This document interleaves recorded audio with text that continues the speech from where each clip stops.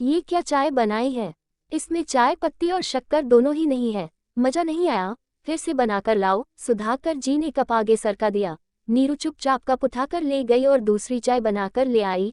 वैसे चाय अच्छी ही बनी थी, पर सुधाकर जी की आदत है, वो दिन में 4-5 बार अपनी बहू को इसी तरह परेशान करते थे और नुक्स निकालते रहते थे। कभी अदरक कम है, कभी कहते कि चाय उबली नहीं, कभी कहते कि दूध ज्यादा है पानी कम, तो कभी कहते थे कि चाय अच्छे से उबाली ही नहीं। नीरू कुछ महीने पहले ही शादी होकर आई थी। वो घर के खाने पीने का ढंग सीख रही थी, पर कभी तो कमी रह जाती थी और कभी कमी नहीं भी रहती तो जानबूझकर बताई जाती थी। सिर्फ सुधाकर जी का ही नहीं, सबका यही हाल रहता है। घर में सास ससुर हो या देवर नंद, सबको नीरू से शिकायत ही रहती है। अपने माँ के बड़े ही लाड़ प्यार से पली थी। माँ ने अच्छे संस्कार के साथ घर गृहस्थी चलाने के भी गुण सिखाए थे, पर ससुराल में मायके की कहाँ चलती है। यहाँ तो ससुराल वालों के हिसाब से ही चलना होता है, फिर से सब कुछ नया सीखना होता है। नी पढ़ाई में सामान्य थी। पढ़ाई पूरी होने के बाद मायके वालों मनोज के साथ शादी कर दी।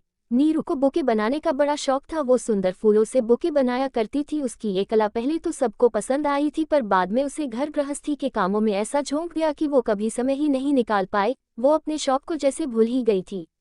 ससुराल वालों का कहना था कि बहू को सिर्फ खाना बनाना और घर संभालना ही आना चाहिए।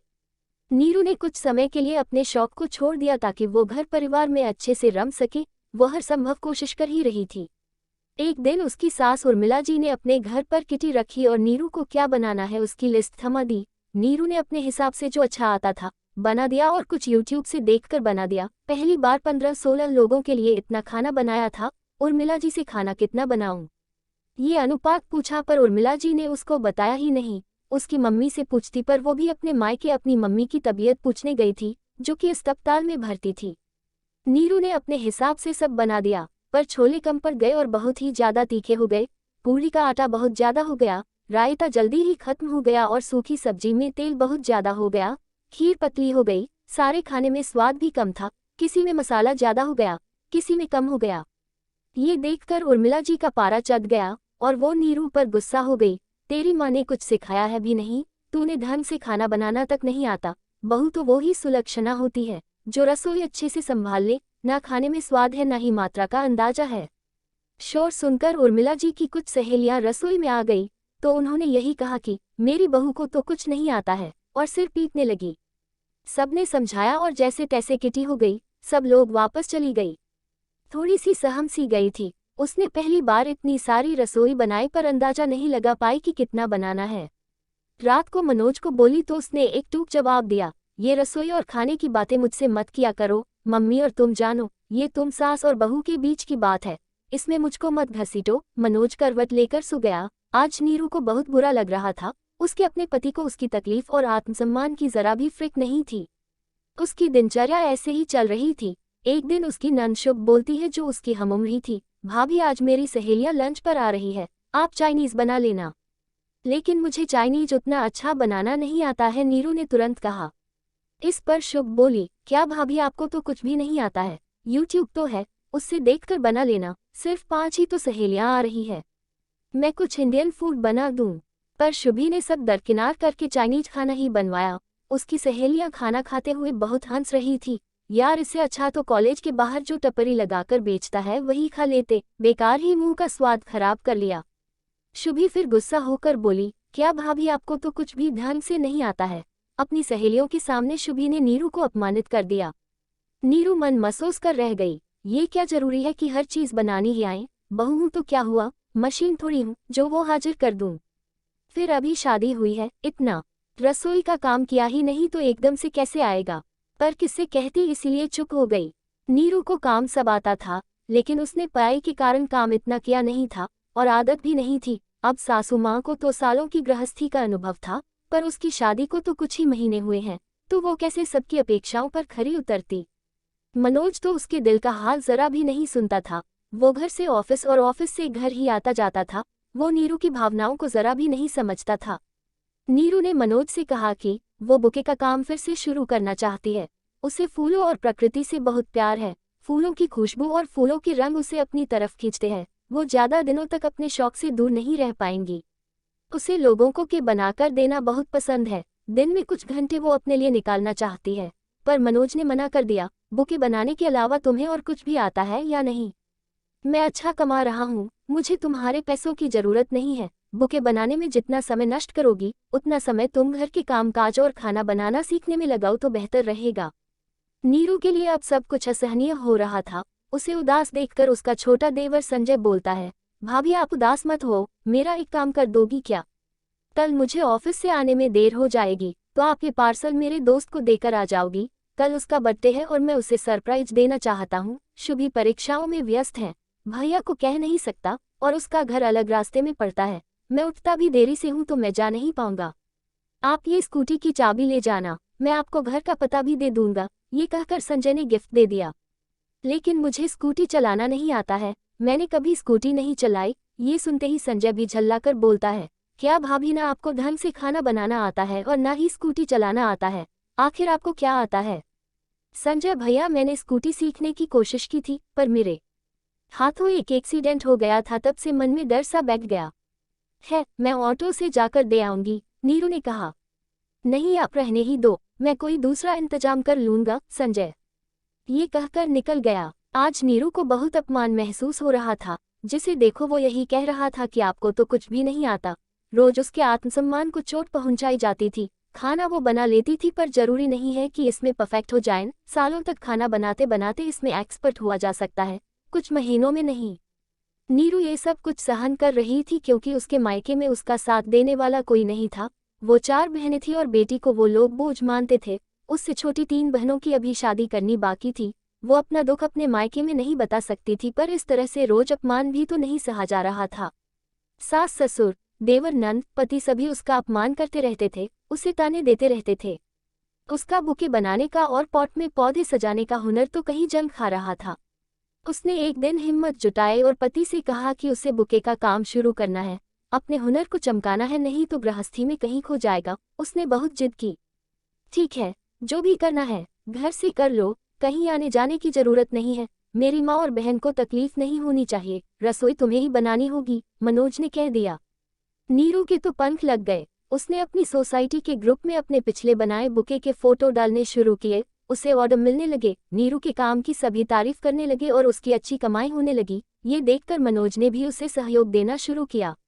अब घर के बाहर वाला स्टोर रूम नीरू ने काम में लेना शुरू कर दिया। शादी ब्याह हो या वैवाहिक वर्षगांठ, उसे बुके बनाने के लिए अच्छे ऑर्डर मिलने लगे और कॉर्पोरेट जगत में भी सीनियर का वेलकम हो या कोई मीटिंग उसके बुके जाने लगे। अब वो रसोई में कम ध्यान दे पाती थी। उर्मिला जी ने अपने बेटे से शिकायत की तो उसने अपनी माँ से कहा, मम्मी हम खाना बनाने वाली रख लेते हैं। नीरू तो अब व्यस्त रहने लगी है और अच्छा भी कमाने लगी है, तो हमें भी सहयोग करना चाहिए। नी खाना बनाएगी तो बुके के ऑर्डर पूरे नहीं कर पाएगी। अपने बेटे के मुंह से ये बात सुनकर उर्मिला जी दंग रह गई।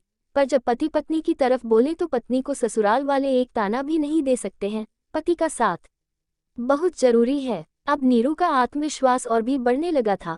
घर का स्टोर रूम माल और सामान के लिए छोटा पड़ने लगा। बाहर किराए की बड़ी सी दुकान ले ली और मदद के लिए 2-3 लड़कियों को रख लिया गया। बुके के साथ नीरू पौधों से सजाकर पॉट भी बेचने लगी। उसके सजाए पॉट भी बहुत ही सुंदर होते थे। बड़ी बड़ी मीटिंग्स में उसके बनाए पॉट गिफ्ट किए जाने लगे। इसी के साथ वो पर्यावरण की रक्षा के लिए पेड़ भी लगाने लगी। शहर में पेड़ों को लेकर जागृति फैलाने लगी। उसके कार्यों को देखकर शहर में उसका सम्मान किया गया। पत्नी की सफलता और उसकी कमाई पर मनोज अब खुश रहने लगा। जब मनोज खुश था तो नीरू को सास ससुर देवर नंद भी कुछ नहीं कह पाते थे। अब नीरू ने अपनी कमाई से कार खरीद ली और ड्राइविंग भी सीख ली। एक सुबह वो घर से दुकान के लिए जा रही थी तो उसने देखा उसके देवर की बाइक खराब हो गई है तो उसने आवाज लगाई, संजय भैया आपको छोड़ दूं, मुझे स्कूटी तो नहीं पर कार चलाना जरूर आता है। ये सुनकर संजय शर्मिंदा हो गया और उसने नीरू से माफी मांग ली। नीरू ने अपनी सफलता के लिए अपनी नंद शुभी की सहेलियों को बुलाया और शहर के सबसे महंगे चाइनीज रेस्टोरेंट से चाइनीज फूड मंगवा कर खिलाया तो सब तारीफ करने लगे और खूब धन्यवाद देकर गए। शुभ, मैं अच्छा चाइनीज फूड तो नहीं बना सकती हूँ पर तुम्हें शहर के सबसे अच्छे और महंगे रेस्टोरेंट से मंगवा कर खिला सकती हो। तुमने अपनी सहेलियों के सामने मेरा अपमान किया था पर मेरी माँ ने मुझे यही सिखाया है, कभी भी किसी को कुछ भी कहना हो, कोई भी शिकायत या कमी की बात हो, उससे अकेले में कहो। किसी के भी आत्मसम्मान को चोट नहीं लगनी चाहिए क्योंकि शरीर की चोट इंसान भूल सकता है पर आत्मसम्मान पर लगी चोट कभी नहीं भूल पाता। शुभी, कोई भी इंसान परफेक्ट नहीं होता है, फिर बहू से ही ये उम्मीद क्यों करते हैं कि बहू हर काम में परफेक्ट हो, उसे सब तरह के काम आने चाहिए। शुभ की नजरें शर्म से झुक गई। भाभी मुझे माफ कर दो, मुझे ये समझ में आ गया है कि हर इंसान हर काम में परफेक्ट नहीं हो सकता है। आपका हुनर अलग है, आपका शौक अलग है, आपको मौका दिया गया तो आपने उसमें ही परचम लहरा दिया। आज आप शहर की सबसे अच्छी बुकें बनाने वाली हो गई हो। नीरू की सफलता से अब सास ससुर भी खुश रहने लगे थे। बेटा बेटी तो नाम रोशन करते हैं, पर उनकी बहू ने तो अपने काम और हुनर से उनका ही नाम रोशन कर दिया है। नीरू अब खुश रहने लगी थी। एक बार मनोज ने मना कर दिया था, पर फिर उसने हिम्मत नहीं हारी, दोबारा मनोज को हाँ करना ही पड़ा। अपने काम के प्रति जुनून हो तो सब कुछ संभव है, सिर्फ करने की चाह होनी चाहिए। पाठकों, आत्मसम्मान सबसे बड़ी चीज है, उस पर चोट लगती है तो दर्द होता है। कई घरों में रोज महिलाओं का आत्मसम्मान रौंदा जाता है। उसके लिए जरूरी है कि वो आत्मनिर्भर हो, अपना कोई काम शुरू करे, उसमें सफलता मिलेगी तो पति और ससुराल वाले अपने आप सहयोग करने लगेंगे। तुम कहीं जा रही कहेगा कि मेरी बहू को कुछ नहीं आता है। कुसुम को सारा सामान समेटते देखा तो पूछा, जी मामी, अब तो जाना ही होगा ना, जिस काम के लिए आई वो तो पूरा हो गया ना। मामी के गाल को सहलाती हुई कुसुम बोली, क्या तेरी परीक्षा खत्म हो गई? मुझे तो लगा अभी महीना बाकी है। आश्चर्य से सुलोचना ने पूछा, जी हाँ, मेरे सारे काम खत्म हो गए हैं यहाँ के, मेरी परीक्षा भी और माँ के यहाँ के जीवन की कहानी भी। इसके लिए आपका जितना धन्यवाद करूं उतना ही कम है।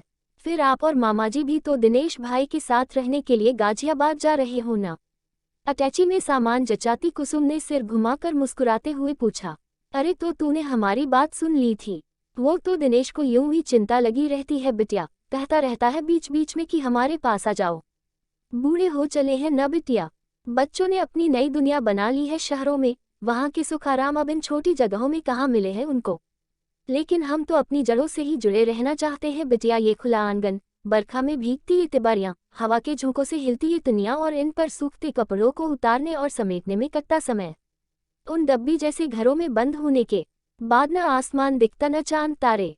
टेलीविजन ने जैसे सारे समाज की बहुओं को अपना दास बना लिया है, उसी की चाकरी में लगी रहे रात दिन। सास ससुर के मुंह की तरफ देखे बिना ही रोटी धर देवे मेज पर, अपने आप लेवो और खावो। बड़ी बेढंगी दुनिया होगी बिटिया, शहर में मन ना लगे हम दोनों का। पर बुढ़ापा भी बड़ा बुरा बिटिया, लगता है एक दिन तो जड़ों को छोड़कर जाना ही पड़ेगा। एक हारे हुए इंसान की भांति सुलोचना बस बोलती ही चली गई। हल्का सा सांस लेकर सुलोचना बड़े स्नेह से फिर बोल पड़ी, मुझे तो तेरी आदत सी लग गई है बिटिया, रोज रात को तेरा वो अपनी माँ के बारे में सुनना और सुनते सुनते ही पढ़ाई भी कर लेना। तू तो बड़ी होशियार है बिटिया, तेरे नानाजी दुर्गा प्रसाद जी सही कहते थे कि बेटियों को भी पढ़ाना चाहिए।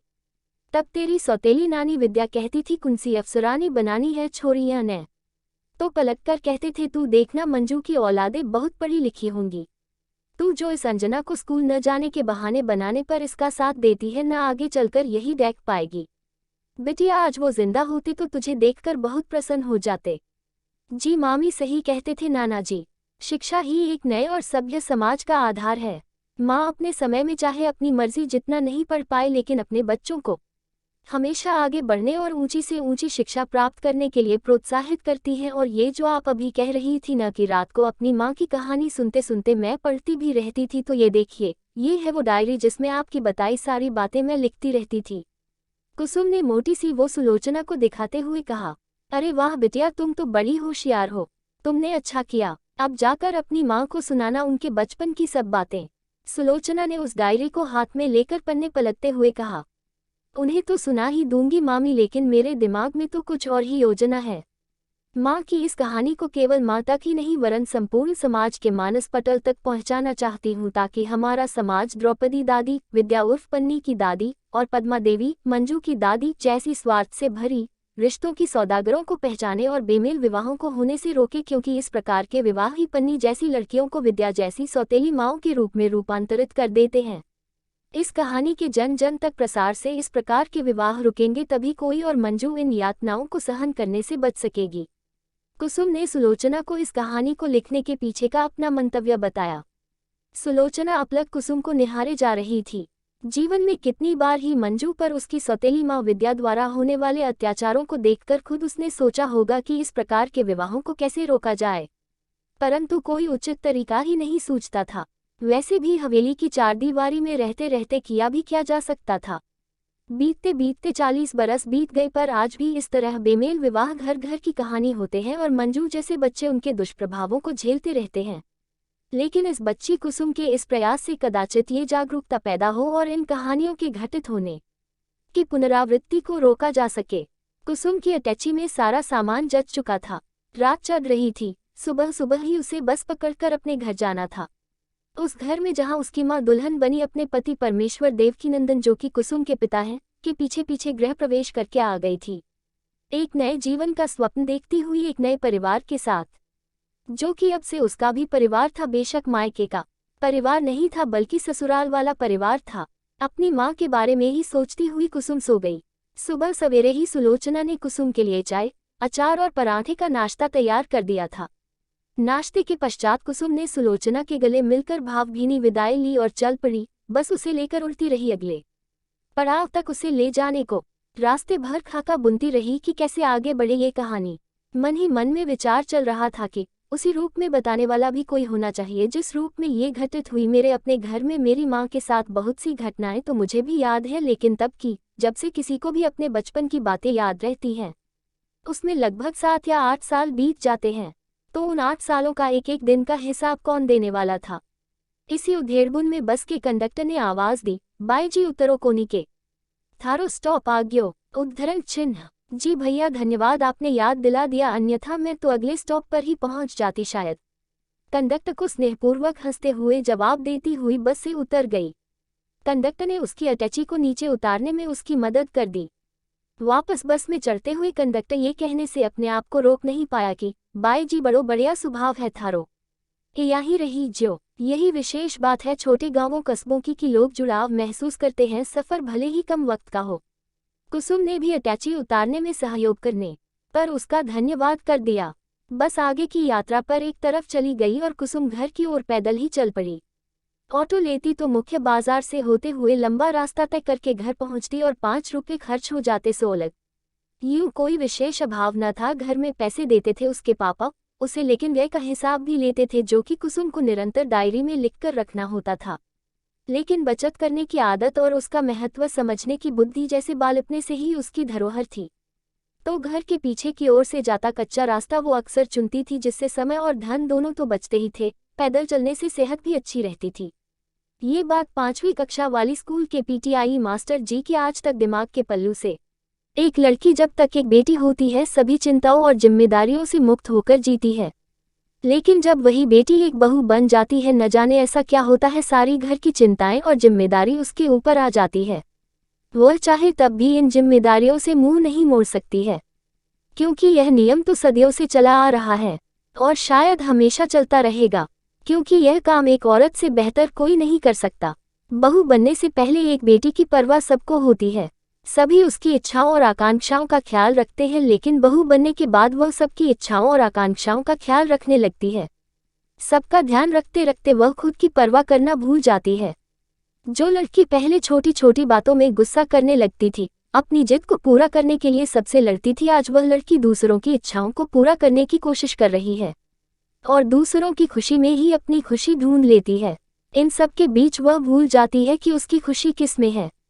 कोई उसकी परवाह करे तो ठीक है, नहीं करे तो वह किसी से कोई उम्मीद भी नहीं रखती।